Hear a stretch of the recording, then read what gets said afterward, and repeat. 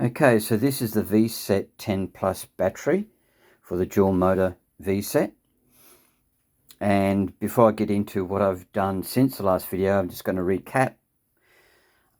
I had replaced string 8 cells because they were 1.8 volts, which is way below the minimum of 2.8 volts, and they had problems with their resistance. And of course, half of them were at 0 volts and the other half was 1.8, and the resistance was, in some of the cases, were way outside of their tolerances. So they were all not very good. So I replaced them with 2.6 amp hour cells. If you want to, I don't want to go into the milliamp hours, it's just a pain. I originally thought, I'm pretty certain, but I thought that the other ones were 2.5, but I'd have to recheck that, and I will be able to do that, and you'll be able to see why very shortly. So I haven't replaced those. The original BMS was damaged, where one of the pins had vaporized.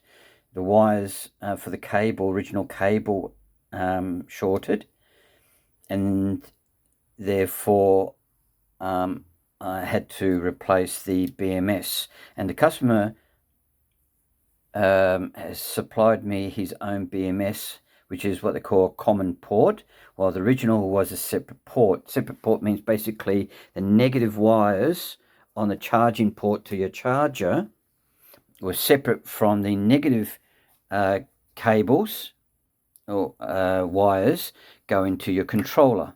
Okay, and also both of them, common port and separate port, have the battery negative there going to the negative side of the battery, meaning the zero side of the battery, as opposed to the maximum voltage in this case is 67.2. All right, it's a nominal 60 volt battery. So that meant I had to, be in a common port, I had to solder the black wires on the charging port and the power port, to the controllers, to each other, like I did there, as opposed to being separate in the separate port configuration. Now, the other thing too is that when I replaced those cells, I didn't charge them to the same voltage as any of the others. I only charged them to the same voltage between each other. The reason being is because you don't want a notable variation in voltage when you connect them up in parallel. They've got to be basically the same, which I did. I charged them up to the full capacity, 4.2 thereabouts, and then I connected them all up. Now you may say, well, hang on, you've connected up to here and there, but on the other side, because these cells are connected in parallel, but connecting up to the next slot is in series, because it connects across to there, and on the other side of these ones, they actually connect to the next one, like so. So they're in series, right? The nickel plating on the other side hasn't got them connected across exactly the opposite to these ones. If they were, then it'd be parallel. And if they were, I'd have to make sure that all of those cells were practically the same voltage. Okay? But when it comes to relative to any others, then it wasn't a problem. But only between each other in that string there, they had to be practically the same. So once I'd done that, I charged it up to 4.2. They were not at 4.2.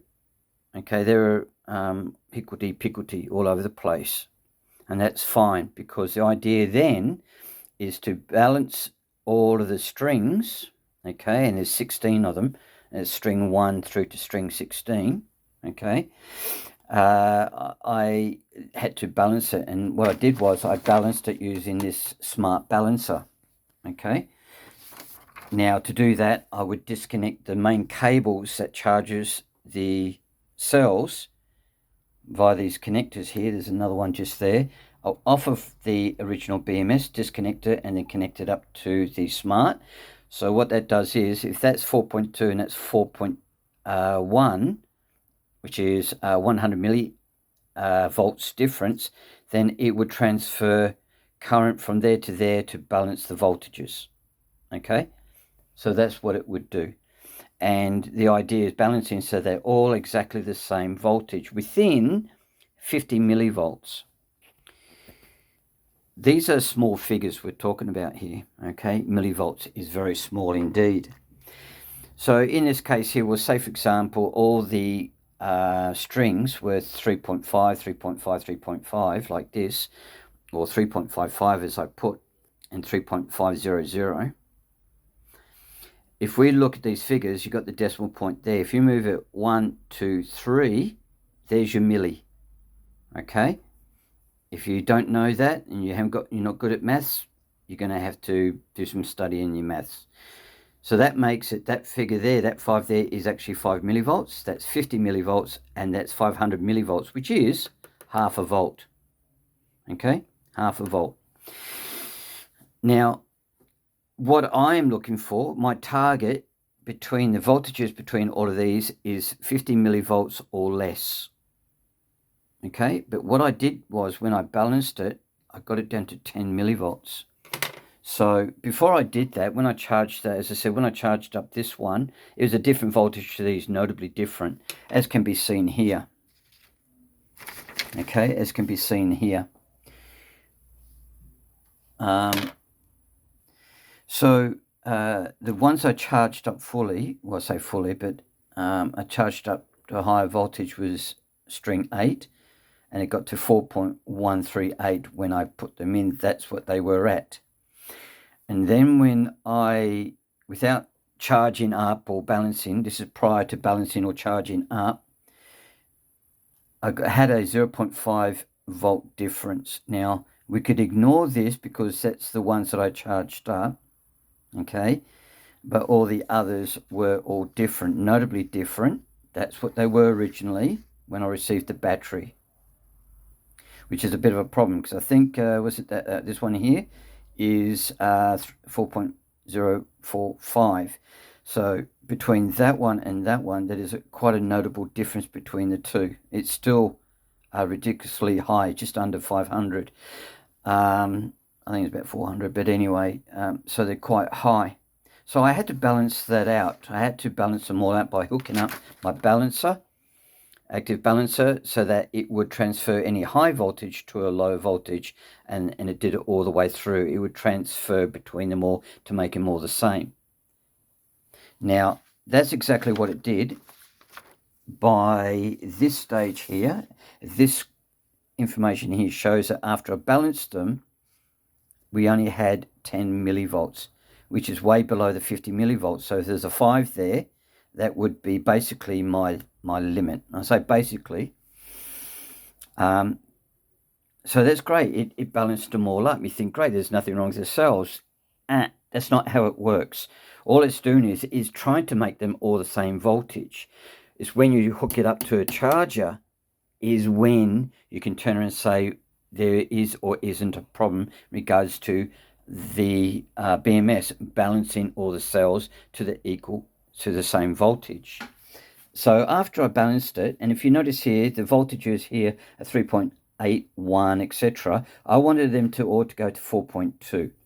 And so I then connected up to that charger, which is a 67.2 volt charger, 1.75 amps, real slow, real cheap and nasty by Carbo, good on you. And then I connected up, after charging them up, this is the result. After charging them, I had 0.103. So it went from 10 millivolts to 103 millivolts, which is twice that of my maximum that I allow, really.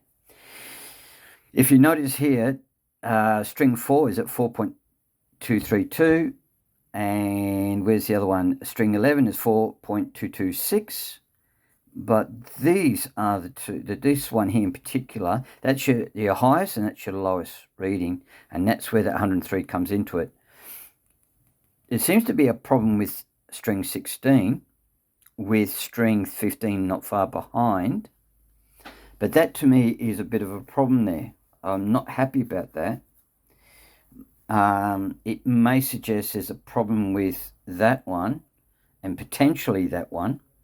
Okay, and the only way I'm going to find out is by removing 15 and 16. Rip off all the nickel plating on both sides, and then individually test them on the charger discharger, as well as hooking them up to my rather expensive RCL meter. Okay, that will tell me within 1 milliohm, 1 millivolt, 1 milli whatever. It's very accurate, and that will tell me what the resistance is of each of those cells that you see there. So the idea is to check the resistance across the cells, like so, like you would do with a multimeter on a battery, same deal. But I'm suspecting that predominantly there might be one or two on both of those. I've got spare ones when I charged that up, or when I organised those ones, I had two left over which are in perfect condition, and they can be used, no problem there. And that's where I would say I would need to use them. So once I remove the bad cells, which I think there are, it'd be high resistance, then I put the second-hand new ones, as it were, then I have to rebuild that, and they will most likely be a little bit different volt. And before I do that, I'll work out the voltage of those, which is, I think at the moment, is 4.129, so 4.13.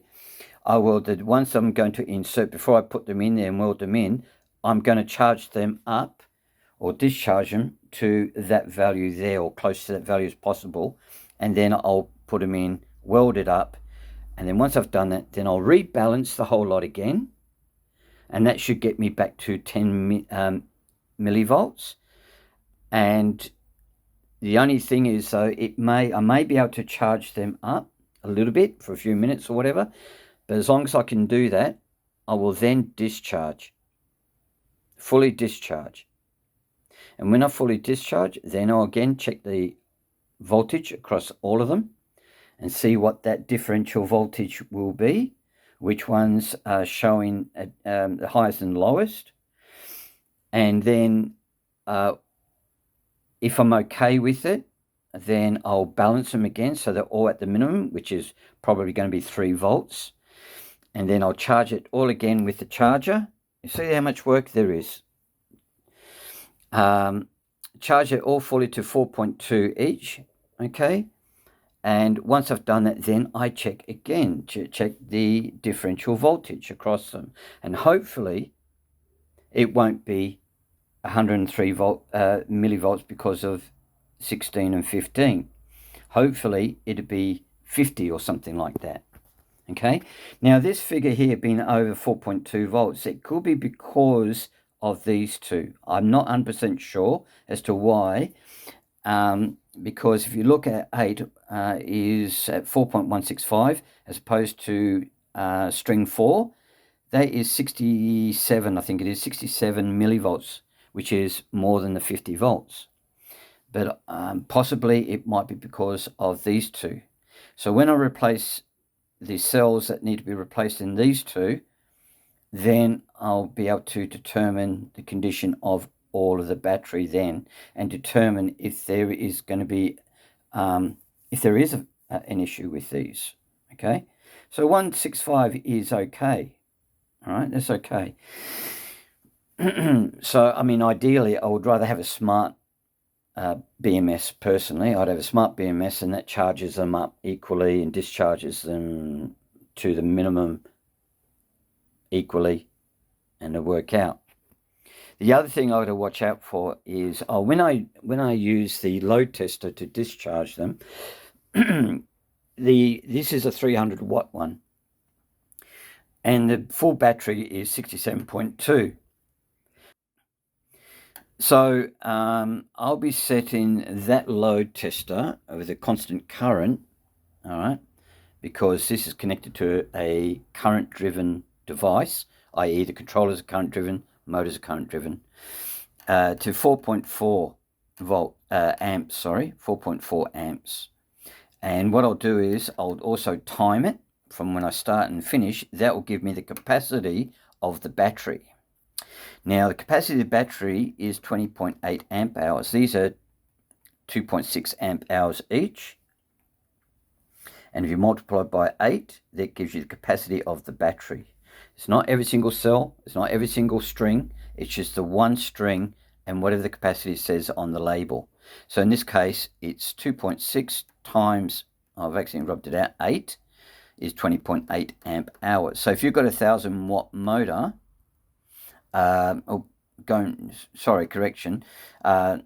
it's a 60 volt battery because it's the nominal voltage. Okay, because it's the voltage that drops down and the current stays constant.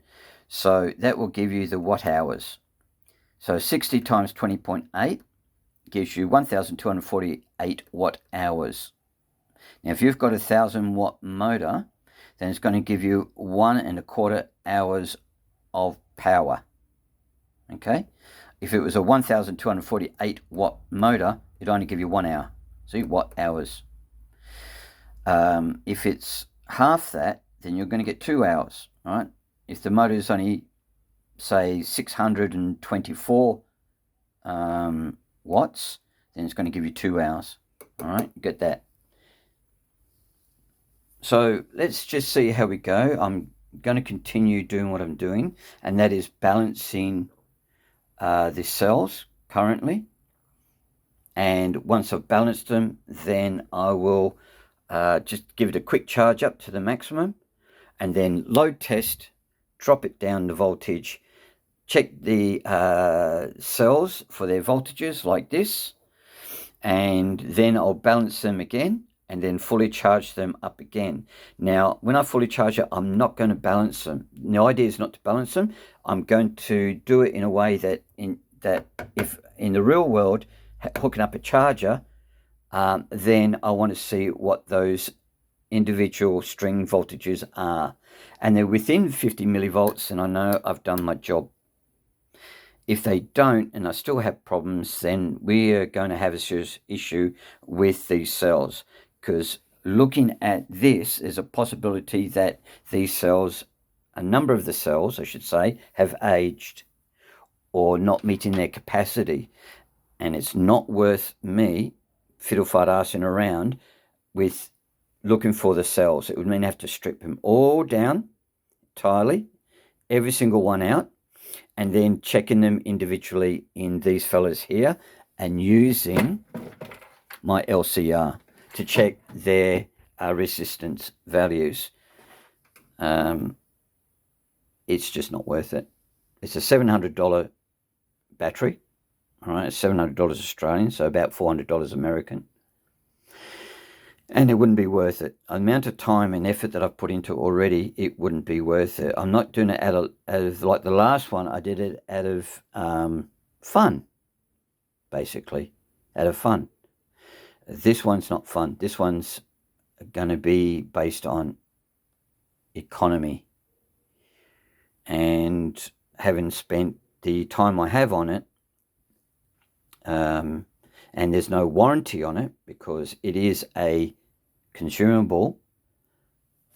Who knows what cell's going to fail next, like that string did. It could be that one, which I had nothing to do with. It could be 1 or 2 cells in there, which I had nothing to do with. Even if these fail, these second-hand ones, which I doubt very much they'll fail because they've proven themselves, because I haven't stripped these down, but even so, I'm not warranting any of the batteries I work on that are second-hand. Only brand new batteries, only brand new cells, only brand new BMSs, ones that I can fully test and determine what is causing the fault. So I'll leave it at that. That's it for now. The next update would be having fully charged it with a final voltage telling me what the story is with this battery, and then I'll determine whether the customer should pick it up as is or fully fixed and charge him accordingly.